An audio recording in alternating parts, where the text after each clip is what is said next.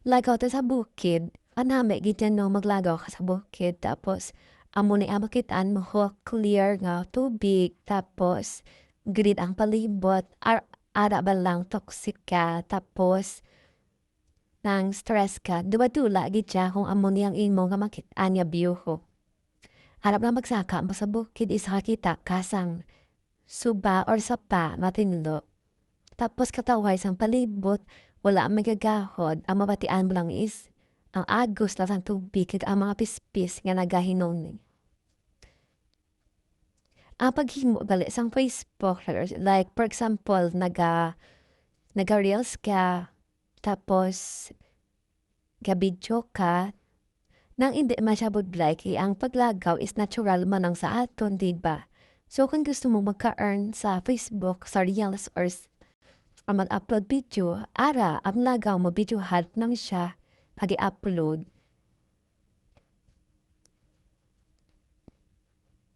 Kanami, paliguan honan, kana pag-enjoy ang mga bata, magpaligo, dira.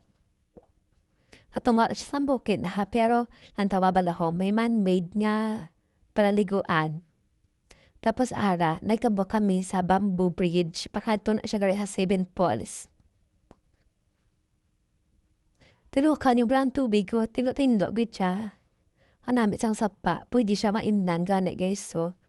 Bakit anyo wala gud higko, ya? Amo na ang nami maglagaw sa bukid kay maka-experience kag makita. Sang tinglo nga tubig, ara wala basura, pag wala gahoy sa palibot. Gabahato kami sa Seven Falls.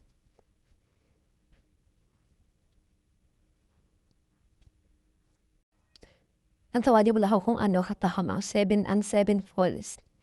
Nami, ganyan sa lugar, madula ganyan. Kaya ba tiyag mo ting stress, as in. Antonio Blanc palibot to.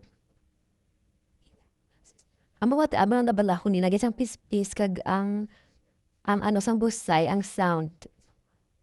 Ang flowing sa iyang tubig. Ang hagara, nang damo, ang dami ka paligo, gali o damo, may nagsaka, sang time na.